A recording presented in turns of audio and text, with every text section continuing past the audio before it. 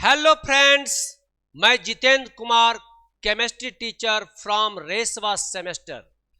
आज आपको multiple choice question के साथ कुछ न्यूमेरिकल क्वेश्चन भी कराया जाएगा। तो आज बहुत ही मजा आएगा आप लोगों को, और आप उसके जवाब भी कमेंट्स में करके भेजेंगे। ठीक है दोस्तों, तो चलते हैं एक बार सेमेस्टर यानी रेसवा सेमेस्टर के स्क्रीन बोर्ड पे जो क्वेश्चन दिया गया है आपको दिखाई दे रहा होगा। यह क्वेश्चन आपके पास है। फर्स्ट क्वेश्चन जो आपका दिया गया है वो देखेंगे। वो फर्स्ट क्वेश्चन आपका लिखा हुआ है कि सर्वाधिक शुद्ध जल होता है किसमें है, यानी समुद्र का जल, वर्षा का जल, कुएं का जल, नदी का जल। इन चार ऑप्शन में आपको बताना होगा कि सबसे शुद्ध जल किसमें होता है। तो दोस्तों, ये जो आपका आंसर होगा उस पर आप टिक लगाएंगे। तो आप बताइए कि ये इसमें से कौन सा सबसे शुद्ध जल किसमें पाए जाते हैं। समुद्र का जल समुद्र के जल में नहीं होता है, क्योंकि समुद्र का जल जो है वह नमकीन होता है, उसमें कई तरह के साल्ट मिले होते हैं। वर्षा का जल जो होता है इसमें भी कई तरह के केमिकल्स वगैरह मिले होते हैं। और आते हैं कुएं का जल, यह तो अर्थ ग्राउंड वाटर यानी जमीन के नीचे गड्ढे खोद कर यह तैयार किया जाता है। और नदी का जल जो आपका दिया गया है, नदी का जल, वह नदी का जल क्या होगा, यहां पर सर्वाधिक शुद्ध जल के रूप में कौन सा आंसर आएगा, नदी का जल। यानी इसका जो आंसर आएगा वह डी नंबर होगा, नदी का जल।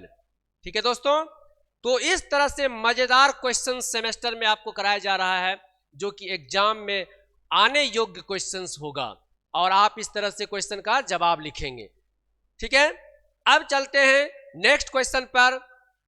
नेक्स्ट क्वेश्चन क्या होता है वो देखेंगे। नेक्स्ट क्वेश्चन आपके स्क्रीन पर इस तरह से लिखा हुआ है। ठीक है दोस्तों,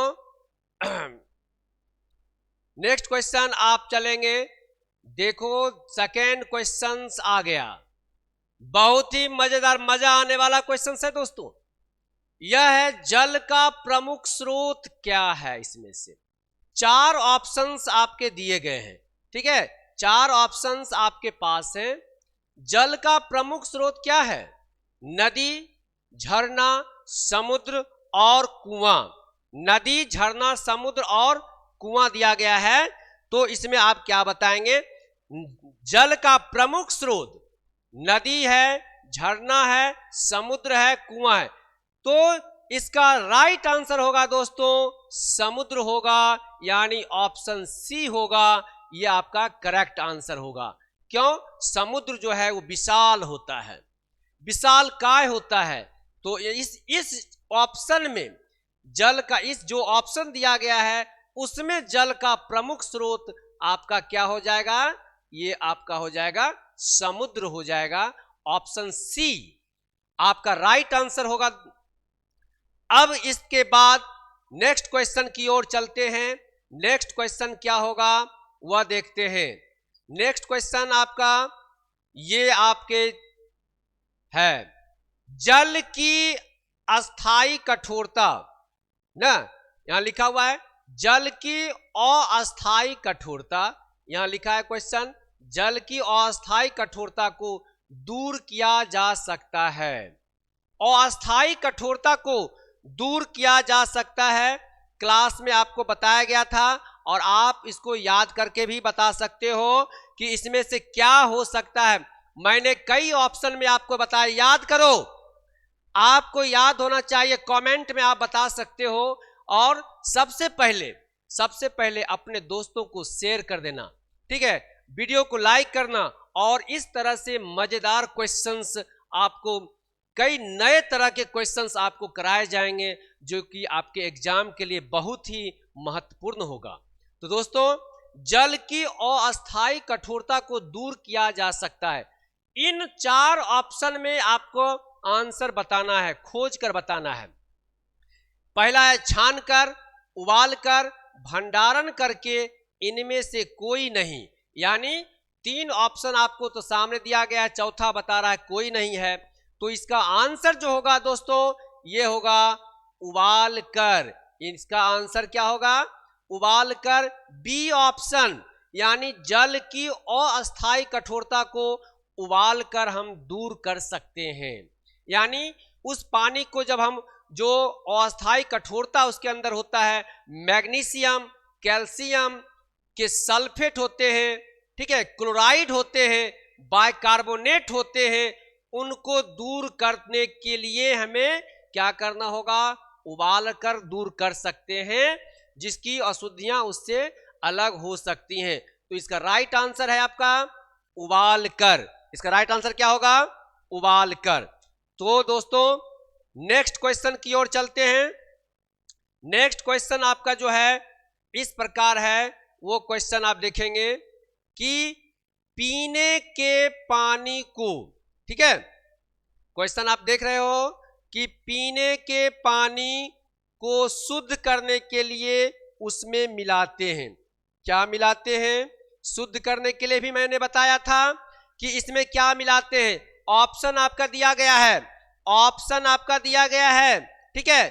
तो आप इसमें क्या करेंगे? पानी को शुद्ध करने के लिए, यानी प्योर वाटर बनाने के लिए आप क्या करेंगे? ठीक है, शुद्ध करने के लिए क्या मिलाएंगे? ऑप्शन है NaOH, मतलब सोडियम हाइड्रोक्साइड, और दूसरा है नींबू। नींबू में कौन सा एसिड होता है? पता है ना नींबू में कौन सा एसिड होता है? नींबू में साइट्रिक एसिड होता है। साइट्रिक एसिड याद रखना होगा, नींबू में साइट्रिक एसिड। तीसरा ऑप्शन है क्लोरीन, और चौथा है चीनी। चीनी का फॉर्मूला भी नोट कर लीजिए, C12H22O11। यह जो है चीनी का फॉर्मूला होता है, केमिकल फॉर्मूला होता है। दोस्तों पीने के पानी को शुद्ध करने के लिए उसमें क्या मिलाते हैं? उसमें मिलाते हैं क्लोरीन मिलाते हैं। यानी ऑप्शन आपका सी जो होगा वो राइट आंसर होगा। यानी पानी को जब पीने योग्य बनाने के लिए शुद्ध करते हैं तो उसको, उसमें मिलाने वाले जो होते हैं वह होता है क्लोरीन, जिसका क्या होता है? क्लोरीन। क्लोरीन जिसकी सिंबल क्या होती है? Cl फॉर क्लोरीन होता है, जिसका राइट आंसर क्या है? क्लोरीन होगा। पानी को शुद्ध करने के लिए हम क्लोरीन मिलाते हैं। ठीक है दोस्तों, अब चलते हैं नए क्वेश्चंस पे। नए क्वेश्चंस क्या है? नए क्वेश्चंस आपके स्क्रीन पर क्वेश्चन नंबर 5 जो होगा वह इस प्रकार है। ठीक है, तो यहां पर देखेंगे 5 क्वेश्चन जो होगा, कठोर जल से स्नान करने पर, ये आपका क्वेश्चन है। क्वेश्चन बड़ा अजीब तरह से है। कठोर जल से स्नान करने पर क्या है? जल की अधिक मात्रा खर्च हो जाती है, शरीर की त्वचा को नुकसान होता है, कम साबुन का प्रयोग होता है, शरीर कठोर हो जाता है। आपका ऑप्शन है यहां पर, ठीक है, आपके ऑप्शन यहां पर दिया गया है।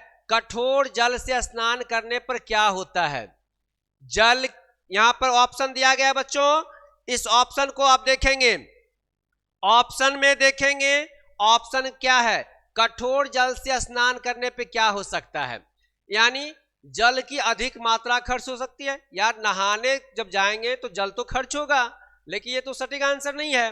बट शरीर की त्वचा को नुकसान होता है, कम साबुन का प्रयोग होता है। आपको पता है कि कठोर जल में साबुन का झाग उत्पन्न नहीं होता है, बहुत बार खींचना पड़ेगा, साबुन का झाग उत्पन्न नहीं होगा, शरीर कठोर हो जाता है। तो यहां पर आंसर जो होगा इसका, शरीर की त्वचा को नुकसान हो सकता है। कठोर जल की त्वचा को, शरीर को क्या कर सकता है? नुकसान। और यहां पर कठोर जल स्नान करने पर जल की अधिक मात्रा खर्च हो सकती है। कठोर, देखो सभी जगह क्या होते हैं? कठोर जल भी होते हैं, मृदु जल भी होता है। तो यहां पर क्या होगा? कठोर जल स्नान करने पर पानी जो है अधिक मात्रा में खर्च हो सकती हैं। ठीक है, यानी ऑप्शन इसका ए, ऑप्शन इसका ए जो होगा वो आपका सटीक आंसर होगा। वो आपका यहां पर लिखा हुआ है, जल की अधिक से अधिक मात्रा खर्च होगी उसके लिए। ठीक है, और आपको पता जल को बचाना होगा, क्योंकि आने वाले समय में जल अगर है तो जल ही जीवन है, यह आपको पता है।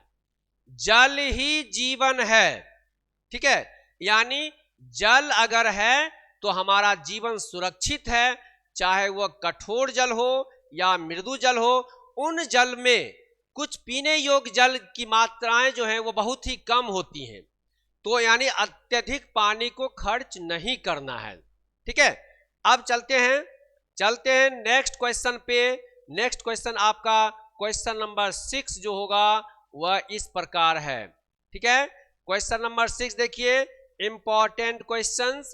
जब केमेनोफोर विलयन का अनुमापन Fe+2 जलीय विलयन से किया जाता है तो सूचक का प्रयोग करते हैं, इंडिकेटर का क्या प्रयोग करते हैं।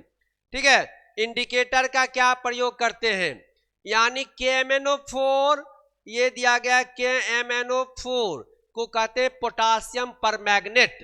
क्या नाम है इसका, पोटासियम परमैंगनेट, पोटासियम परमैंगनेट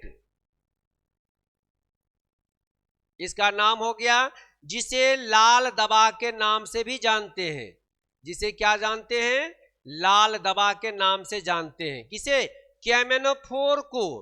अब कह रहा है कि इनके विलयन का जो अनुमापन जो होगा Fe+2 जलीय विलयन से किया जाता है, तो सूचक का प्रयोग कैसे करते हैं, यहां पर दिया गया है फिनोप्थैलीन, मिथाइल ऑरेंज, मिथाइल रेड और स्वयं सूचक। तो इसका दोस्तों आंसर आपका क्या होगा वो आपको बताना होगा। ये आंसर क्या है, ये क्वेश्चन जो है आपके यूपी 2017 में पूछा गया है। यह क्वेश्चन यूपी 2017 में पूछा गया है, तो समझ लो ये इसका मतलब ये इंपॉर्टेंट क्वेश्चन है, very very important questions for you. ठीक है, आपके लिए, आपके एग्जाम के लिए ये वेरी वेरी इंपॉर्टेंट क्वेश्चंस है। तो जब केमेनोफोर विलयन का अनुमापन Fe+2 के जलीय विलयन से करते हैं तो सूचक का प्रयोग क्या होगा, सटीक आंसर होगा स्वयं सूचक होगा, अर्थात इसका आंसर डी होगा, याद रखना होगा। ये क्वेश्चन यूपी 2017 में पूछा गया है। ठीक है, नेक्स्ट क्वेश्चन पे आप लोग चलते हैं। नेक्स्ट क्वेश्चन क्या होता है वह देखते हैं। अब देखेंगे क्वेश्चन नंबर 7। क्वेश्चन नंबर 7 आपका इस प्रकार दिया गया है। यह है कि क्वेश्चन नंबर 7 आप देख रहे हो, इसमें क्या निकालना होगा वो आपको देखना है। यदि किसी विलयन का pOH 6.0 होगा तो उसका pH कितना होगा।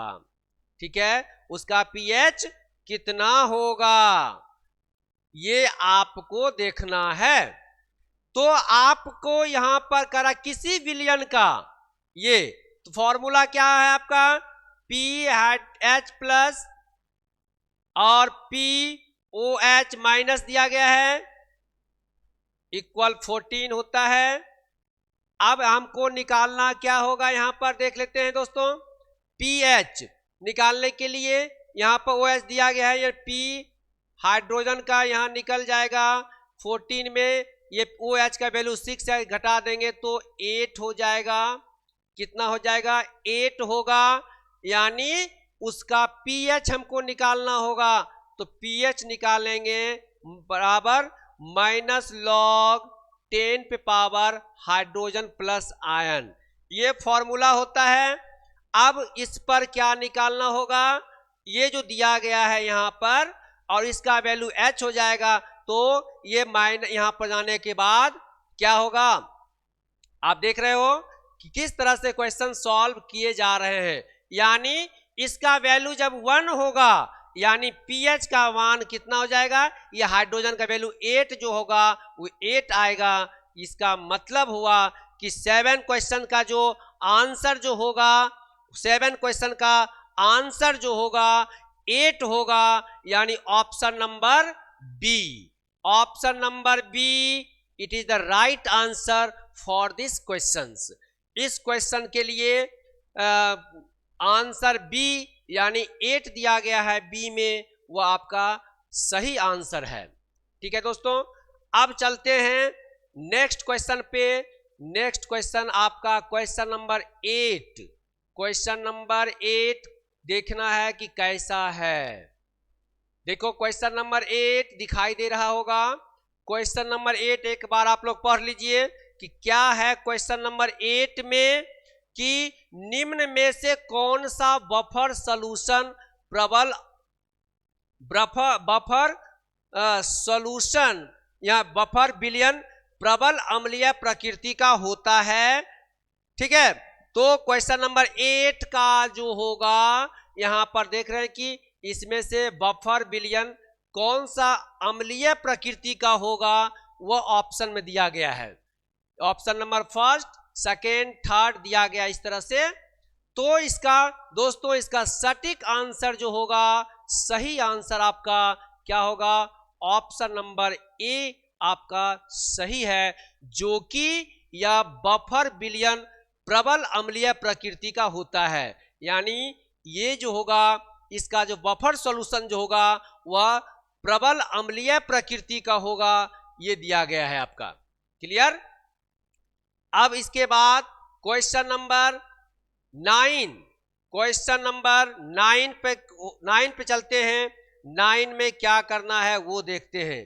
ठीक है, अब चलते हैं 9 क्वेश्चन में।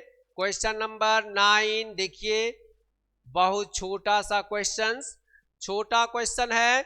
जल का शुद्धतम रूप क्या है? ठीक है, जल का शुद्धतम रूप है।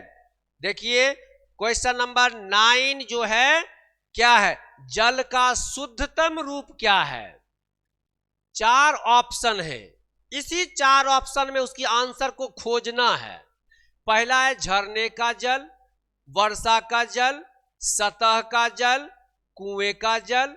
यानी झरने का जल, जो झरना जो होता है पहाड़ पर से गिरेगा वो धीरे धीरे, तो कई जड़ी बूटियां उसके अंदर, कई तरह के मतलब उसमें इंप्योरिटीज जो होंगे, अशुद्धियां मिलते हुए आएंगे। वर्षा, इसमें शुद्धतम रूप है, जल का शुद्धतम रूप। इसका सटीक आंसर जो होगा वह होगा वर्षा का जल। यानी आंसर बी जो होगा, रेन वाटर जो होता है, रेन वाटर, यह क्या होता है, शुद्धतम रूप होता है, प्योर होता है, प्योर वाटर होता है। ठीक है, शुद्धतम रूप किसका है, रेन वाटर, यानी जल का शुद्धतम रूप है। इसका option number B it is right answer for this question. दोस्तों अब चलते हैं नए अगले क्वेश्चंस पे।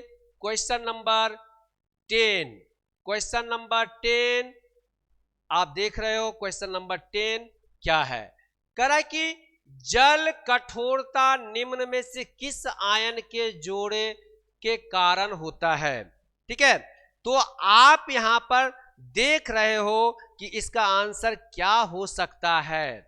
आपको पता है, मैंने आपको क्लास में यानी एक्सप्लेनेशन किया बच्चों कि जल की कठोरता, जल का जो कठोरता है किस आयन के जोड़ने पर होता है। यानी जल की कठोरता मैंने बताया कि जिसमें कैल्शियम और मैग्नीशियम के क्या होंगे, सल्फेट मिले रहेंगे, सल्फेट, क्लोराइड और बाइकार्बोनेट, बाइकार्बोनेट मिले रहते हैं।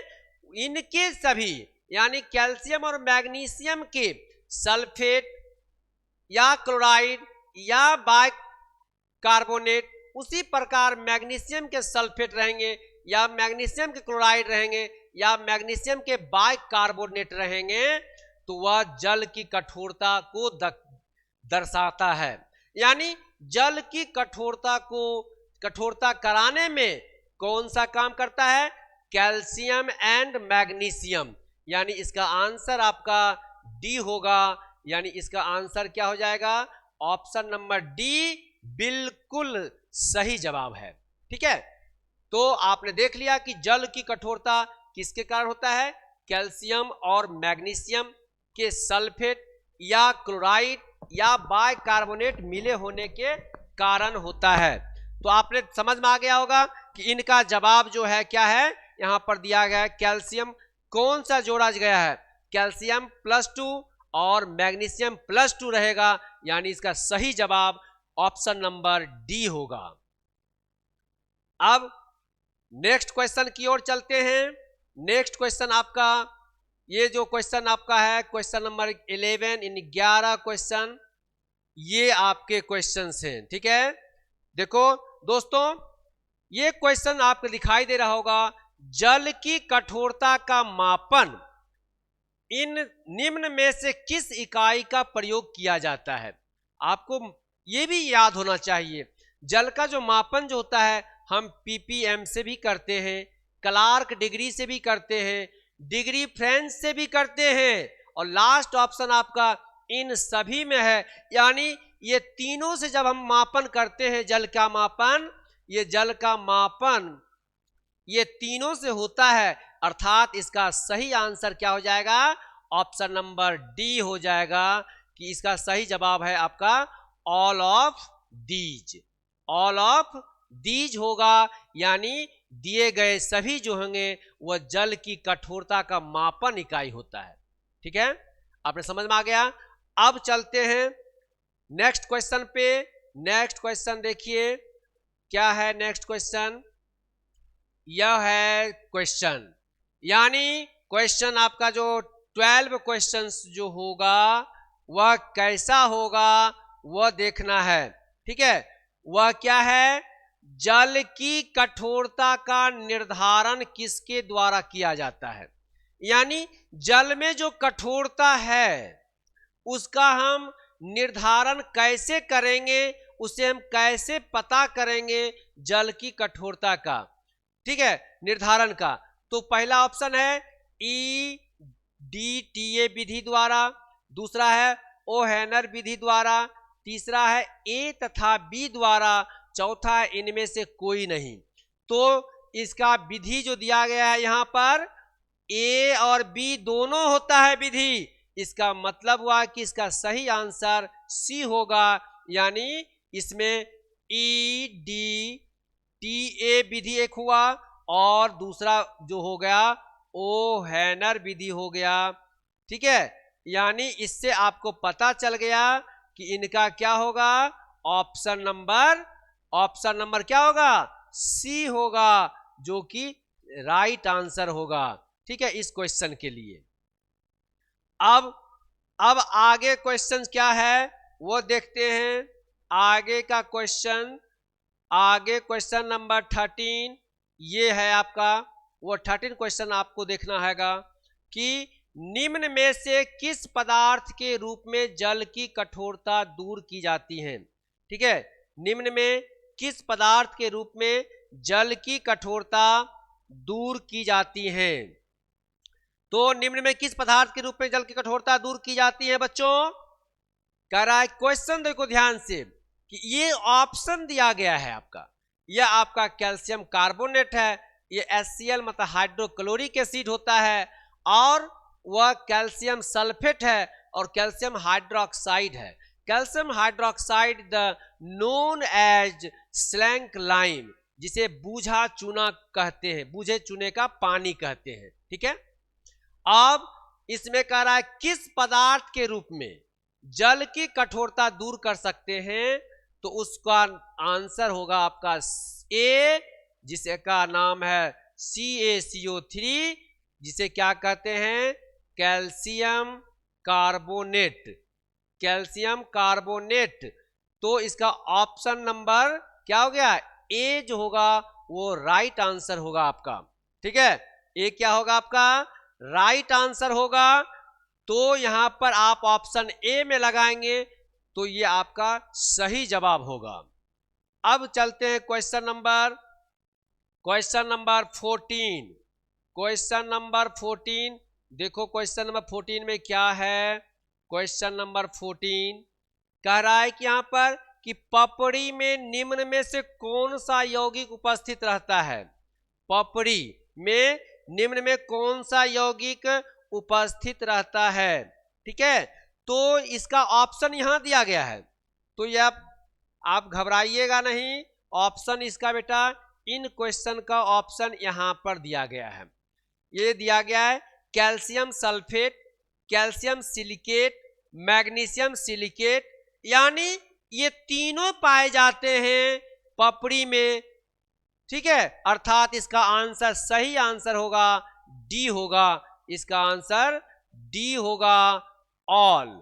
ऑल मतलब सभी, तो यहां ऑप्शन में दिया गया है ऑल को, यानी जो चीज दिया गया ए भी होगा, बी भी होगा, सी भी होगा, अर्थात ऑप्शन नंबर डी एक दिया था ऑल ऑफ दीज, यानी ये सभी आंसर, तो इसका सही जवाब डी होगा। डी पर आप टिक लगाएंगे और आपको नंबर इंक्रीज होगा। अब चलते हैं दोस्तों नेक्स्ट क्वेश्चन के लिए। नेक्स्ट क्वेश्चन देखते हैं कि क्या है आपके क्वेश्चन में।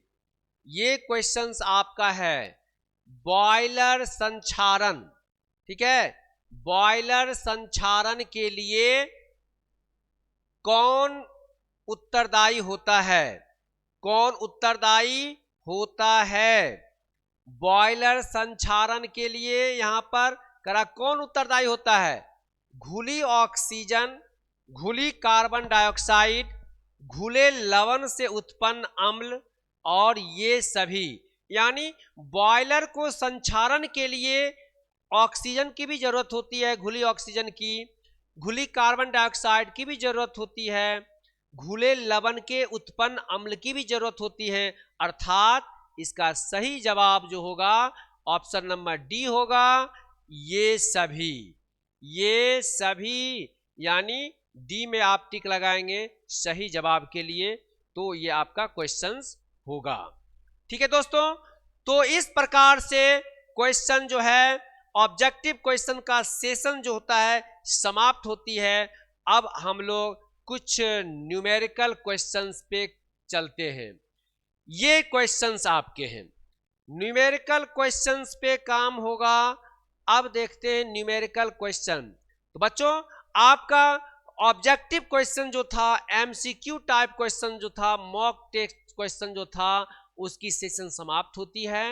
अब हम लोग के लिए कौन है ऑब्जेक्ट, ये सब्जेक्टिव यानी न्यूमेरिकल क्वेश्चन से, अब न्यूमेरिकल क्वेश्चन पे हम लोग देखते हैं कि न्यूमेरिकल क्वेश्चन क्या होता है।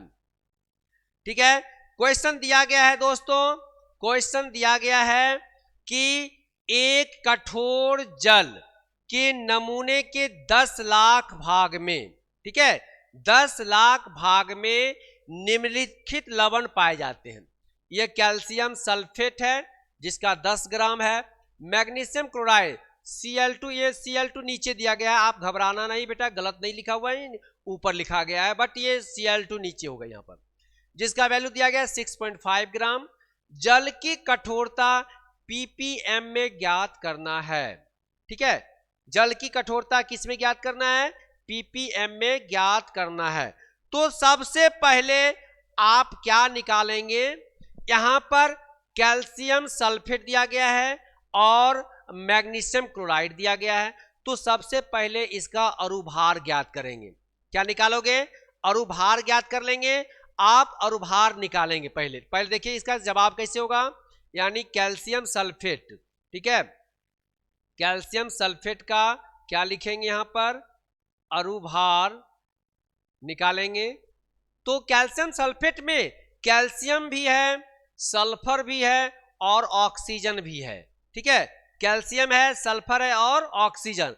कैल्शियम का भार कितना होता है, 40 होता है, प्लस सल्फर का 32 होता है, ऑक्सीजन का 16 होता है, 4 × 16 करेंगे। अब इसका जवाब कितना होगा वो यहां पर लिखना है। ठीक है, ये 40, ये आपका 32 और 16 चौक 64, कितना होगा वो लिखना होगा यहां पर। ये देखना है कितना हो गया, 4 2 6 और 6 4 10 3 13, यानी 136। आपने देख लिया 136। अब उसके बाद ये 136 है, इसको इंडिकेट आपको दिखाई नहीं दे रहा होगा, इस तरह से लिख देता है 136। ठीक है। अब उसी प्रकार से मैग्नीशियम क्लोराइड का निकालना होगा। उसी प्रकार से क्या निकालना होगा? मैग्नीशियम क्लोराइड का। तो लिखेंगे यहां पर मैग्नीशियम क्लोराइड का निकालेंगे अणुभार, MgCl2 का अणुभार। ठीक है। तो मैग्नीशियम कितना होता है? 24 होता है। आप क्लोरीन 35.5, 2 एटम्स हैं, 2 से मल्टीप्लाई करेंगे। 24 प्लस 35 दूनी 70, 71 हो जाएगा ये। अब इसका भी कितना निकल जाएगा? ऐड करेंगे 4 1 5 7 2 9, ये आपका 95 निकला। ठीक है दोस्तों। अब देखना होगा, आपने देख लिया। अब उसके बाद क्या करना होगा? आपको पता है कि मैंने बताया कि यहां पर जब जल का निकालते हैं, पीपीएफ निकालते हैं भार, तो वो कैल्शियम कार्बोनेट, कैल्शियम जो होता है कैल्शियम सल्फेट जो है वो कैल्शियम कार्बोनेट के समतुल्य होना चाहिए। ठीक है। यानी यहां पर दिया गया है 10, यहां पर दिया गया कितना? 10 ग्राम दिया गया, कैल्शियम सल्फेट का 10 दिया गया है। यानी 10 ग्राम कैल्शियम सल्फेट को कैल्शियम कार्बोनेट के समतुल्य मात्रा निकालना होगा। यहां लिखना होगा 10, क्या लिखेंगे आप? लिखेंगे 10 ग्राम कैल्शियम सल्फेट की, लिख देते हैं 10 ग्राम कैल्शियम सल्फेट की। ठीक है। कैल्शियम कार्बोनेट के समतुल्य मात्रा, कैल्शियम कार्बोनेट के समतुल्य मात्रा, समतुल्य मात्रा, ये आपका फॉर्मूला हो जाएगा। क्या फॉर्मूला होगा? वो लिखेंगे कि लवण की घुली हुई मात्रा अपॉन लवण का अणुभार इंटू 100। लवण की घुली हुई मात्रा यहां लिखना होगा, लवण की घुली मात्रा अपॉन लवण का अणुभार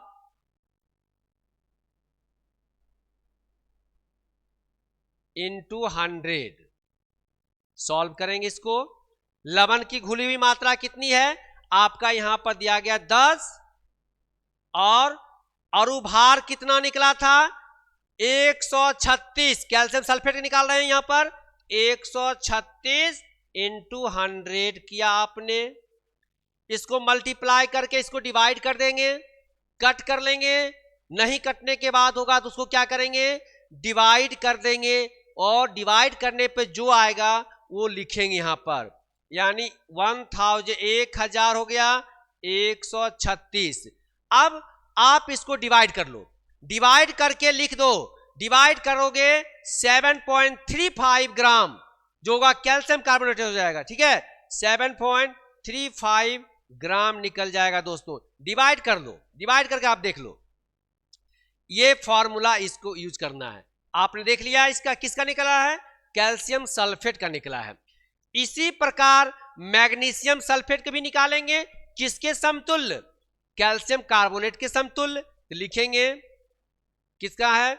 यहां पर 6.5 ग्राम दिया गया है, 6.5 ग्राम दिया गया, तो लिखेंगे उसी तरह से 6.5 ग्राम, 6.5 ग्राम मैग्नीशियम क्लोराइड की कैल्शियम कार्बोनेट के समतुल्य। ठीक है। फॉर्मूला वही रहेगा, लवण की घुली मात्रा अपॉन लवण का अणुभार इंटू 100। तो लवण की घुली हुई मात्रा कितना है यहां पर? 6.5 अपॉन मैग्नीशियम क्लोराइड का कितना निकला है?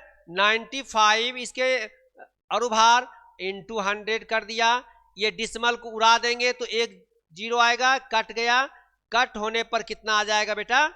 यानी 650 बटे में 95। अब इसको डिवाइड कर लो। डिवाइड करने के बाद जितना आएगा वह उसका ग्राम होगा, यानी 6.84। ठीक है, डिवाइड करो, 6.84 ग्राम हो गया। ये समझ में आया बात? अब उसके बाद अब क्या करना होगा, यहां पर क्या करना होगा वो देखना होगा। इतना आपने समझ में आया? अब क्या करेंगे, दोनों को जोड़ देना है, कुल निकालना है, कुल निकालना है, माने दोनों का, यानी ये भाग निकला है और आपका ये निकला है, कुल में जोड़ना है। ठीक है, आप ऐड कर दीजिए, यानी कठोर जल में उपस्थित लवणों के समतुल्य, यहां लिखेंगे कठोर जल में, अतः कठोर जल में उपस्थित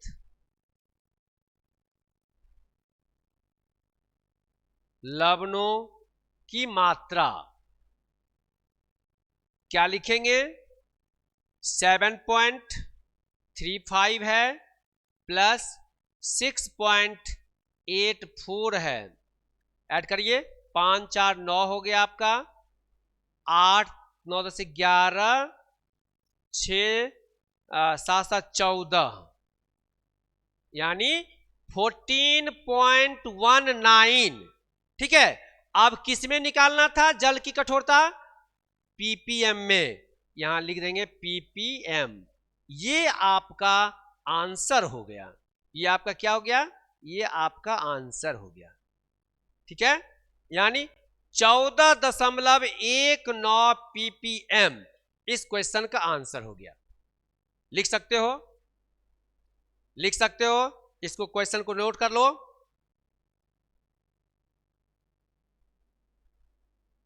ठीक है, तो अब इसके बाद जो है दूसरे क्वेश्चन चलते हैं। सेकेंड क्वेश्चंस जो होगा, सेकेंड क्वेश्चंस देखेंगे क्या है। सेकेंड न्यूमेरिकल क्वेश्चंस, ये न्यूमेरिकल क्वेश्चंस हैं। ठीक है, अब इसको सॉल्व करना होगा, यह सॉल्व करना होगा। देखिए, यदि 1 लीटर कठोर जल के नमूने में 1.2 ग्राम मैग्नीशियम सल्फेट घुला है, तो जल एंड उसकी कठोरता, जल और उसकी कठोरता पीपीएम में ज्ञात करना है। क्वेश्चन आपके साफ लिखा हुआ है, क्वेश्चन आपने देख लिया कैसे लिखा हुआ है, तो इसका अनुभार निकाल लो, जैसे आपने निकाला था उसी तरह उसका भी निकालो। यानी यहां पर मैग्नीशियम सल्फेट का अनुभार पर निकालो, मैग्नीशियम सल्फेट का कितना होता है वो देखना है। ये दिखना होगा MgSO4 का अनुभार क्या था कि घुली हुई मात्रा अपॉन अनुभार, यही था फॉर्मूला, घुली हुई मात्रा अपॉन अनुभार इंटू 100। घुली हुई मात्रा कितना है, 1.2 ग्राम घुला हुआ है, 1.2, और अनुभार कितना निकल, ओके, पहले अनुभार निकालना होगा यार, ये अनुभार। ठीक है, इसको अनुभार पे निकालते हैं। ये आपका यहां पे मिस्टेक हुआ है। मिस्टेक क्या है, ये तो फॉर्मूला अनुभार पे निकालो, इसको हटाओ यहां से। अनुभार पहले निकालो। mg का कितना होता है, mg का कितना होता है 24 आपने लिखा, प्लस सल्फर 32 प्लस 16 चौक 64 हो जाएगा, कितना हो गया 4 4 8 2 10, 6 3 9 10 11 12 120 हो गया, इसका निकल गया 120 ग्राम। अब इसको फॉर्मूला लगा दो, इसी फॉर्मूला पे लगाना है, यानी जैसे निकाले थे उसी फॉर्मूला पे इसको यूज करना है। ठीक है, मैग्नीशियम सल्फेट को कैल्शियम कार्बोनेट के समतुल्य भार लिखेंगे कि मैग्नीशियम सल्फेट को, यहां पर नोट करते हैं, मैग्नीशियम सल्फेट को कैल्शियम कार्बोनेट के समतुल्य भार, क्या लिखना था आपको? लिखना था कि घुली हुई मात्रा अपॉन, घुली हुई मात्रा कितना है? 1.2 है, 1.2, और इसका अणुभार कितना निकला है? 120 इंटू 100 किया आपने, ये डिसमल हटा देंगे, एक जीरो बढ़ेगा, ये कट गया, कट हो गया, 12 12 भी कट हो गया, 1 निकला। क्या निकला दोस्तों? 1 ग्राम, यानी ये निकला इसके मैग्नीशियम सल्फेट का कैल्शियम कार्बोनेट के समतुल्य भार निकला इसका 1 ग्राम। अब इसका मतलब हुआ हमें निकालना क्या है? 1 लीटर कठोर जल के लिए निकालना होगा, 1 लीटर कठोर जल का निकालना होगा। 1 लीटर में कितना होता है? 1 लीटर बराबर 1000 मिलीलीटर। 1 लीटर में कितना मिलीलीटर होता है? 1000 मिलीलीटर। तो आप कैसे निकालोगे? 1000 मिलीलीटर में निकालना होगा आपको, तो 1000 के लिए निकालना होगा। कैसे निकालेंगे वो लिखना होगा। लिखेंगे 1000 मिलीलीटर जल में घुला है, लिखेंगे 1000 मिलीलीटर जल में घुला है। क्या घुला है? कितना घुला हुआ है? 1 ग्राम। क्या घुला हुआ है? Magnesium sulphate. 1 ग्राम मैग्नीशियम सल्फेट घुला है, मैग्नीशियम सल्फेट। ठीक है, तो इस तरह से जब 1 ग्राम घुला हुआ है और हमको किसमें क्या निकालना था? पीपीएम में निकालना था, इसलिए 1 में निकालेंगे। ठीक है, यानी मिलीग्राम जल में घुला होगा कितना? देयरफॉर, ये सिंस देयरफॉर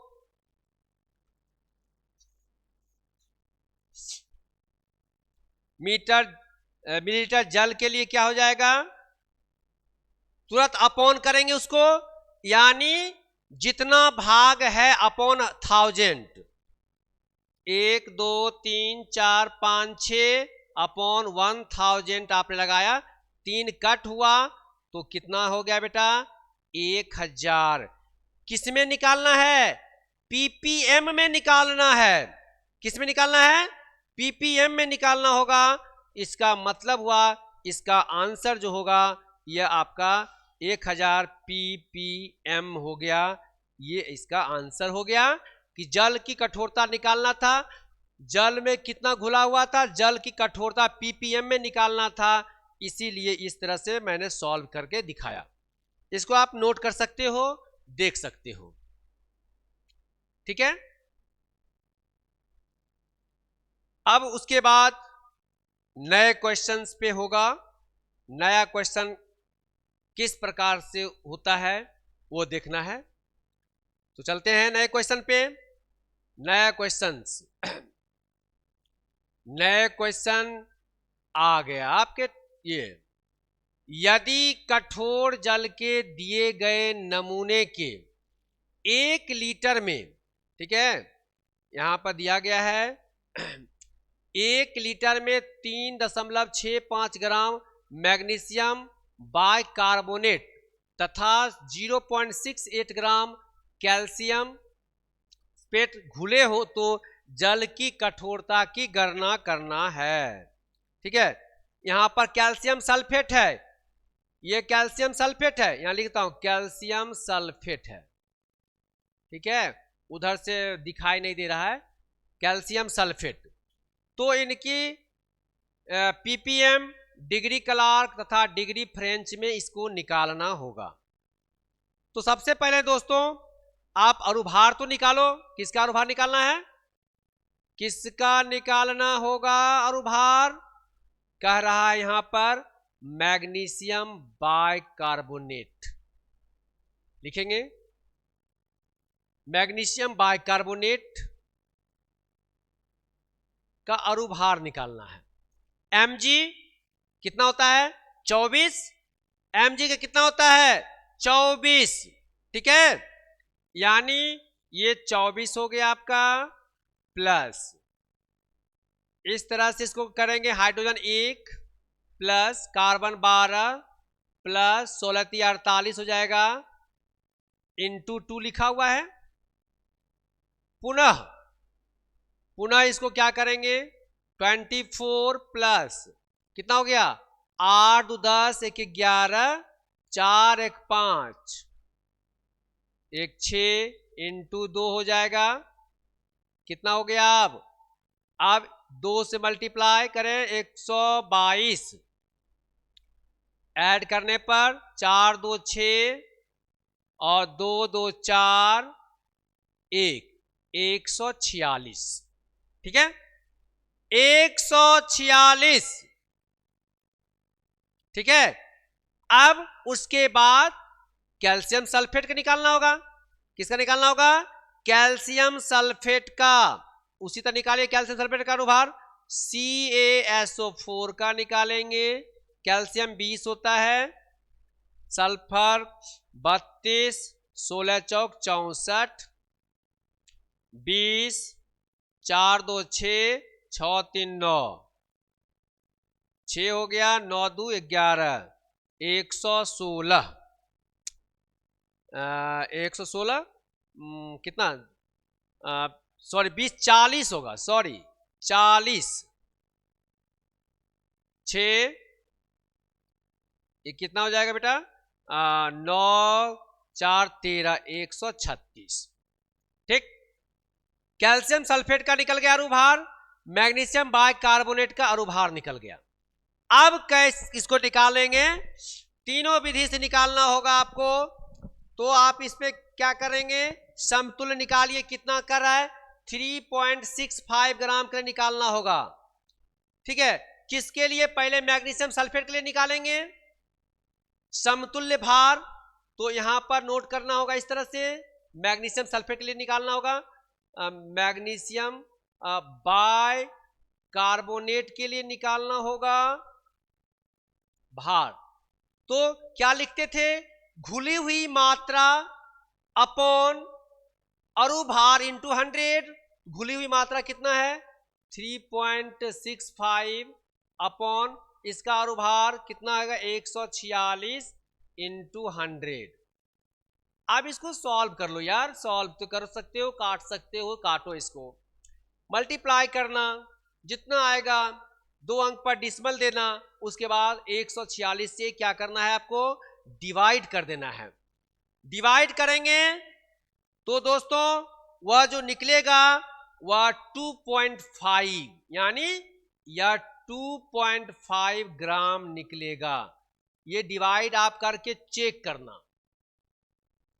इसी प्रकार कैल्शियम सल्फेट का भी निकाल लेंगे, तो कैल्शियम सल्फेट का निकालेंगे, जितनी मात्रा है कैल्शियम सल्फेट का 0.68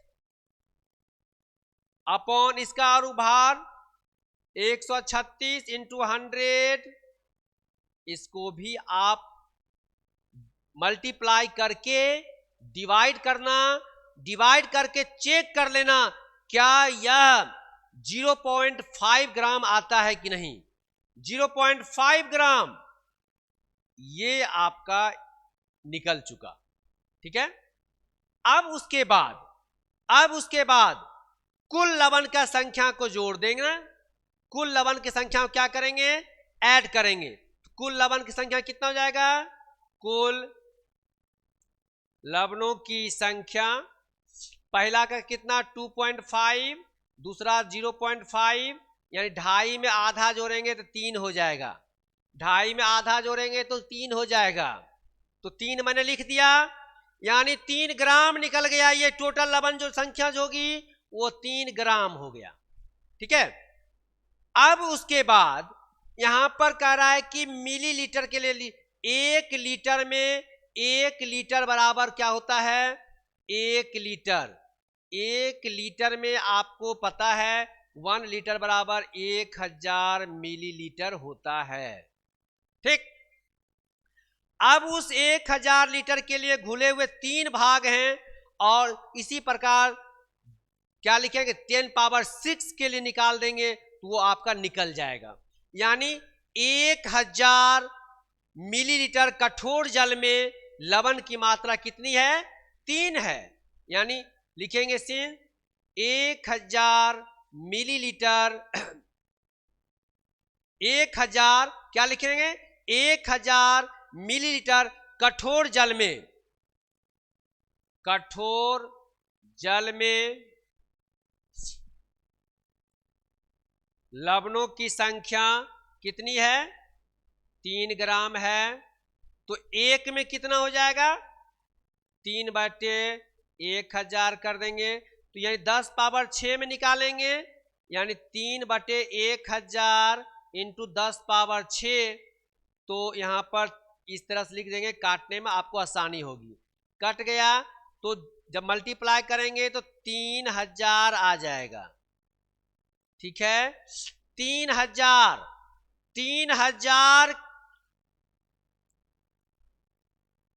आपने काटा तो कितना हो गया आपका? ये आपका निकल गया। ठीक है, 1 के लिए 0.1 के लिए इतना निकल चुका आपका। अब उसके बाद क्या निकालना था इसमें? इसी जगह मैं बता देता हूं, इसी को सॉल्व करके यहीं पे आपको सॉल्व कर लेते हैं। यहां ने आपने निकाल लिया, 3000 निकल चुका है बेटा। 3 1 2 3 कटा, 1 2 3 3 है। ठीक, अब क्या करना था कि कितने के लिए निकालना था? यहां पे लिखा होगा कहीं पे निकालने के लिए यस, यानी 1 ppm बराबर 0.1 फ्रेंच होता है। 1 ppm, यानी यहां पर मैं सिलेक्ट करके आगे बढ़ता हूं, सिलेक्ट करके आगे बढ़ रहा हूं, यानी 1 ppm का मतलब 1 ppm। ठीक है, ppm का मान जो होगा फ्रेंच में क्या होगा? 1 ppm बराबर 0.1 फ्रेंच। क्या होते हैं? फ्रेंच। तो हमें 3000 ppm, क्योंकि अभी वही निकला है तो इससे मल्टीप्लाई कर देंगे। 3000 से ये डिसमल हटेगा, ये कटा, यानी 300 क्या निकला? फ्रेंच। ये आपका निकल गया। तो आपने देख लिया कि सारे क्वेश्चंस आपका सॉल्व हो गए हैं। नेक्स्ट क्वेश्चन आपके इस पे नहीं है, यानी इस लेसन का पूरे क्वेश्चन सॉल्व। अब चलते हैं न्यू लेसन। कल से हम लोग का न्यू लेसन स्टार्ट होगा। दोस्तों, आपको वीडियो अच्छा लगे जरूर लाइक करना, कमेंट करना और शेयर भी करना, जिससे आपके मतलब आपको ये लगे कि अच्छी वीडियो बन रही है, यानी ये आप अपना लाइक करके बताना। ठीक है, तो दोस्तों आज की टॉपिक आपकी समाप्त होती है। फिर कल मिलते हैं न्यू लेसन के साथ। तो आज के लिए इतना ही। गुड बाय बच्चों and goodbye rest of semester.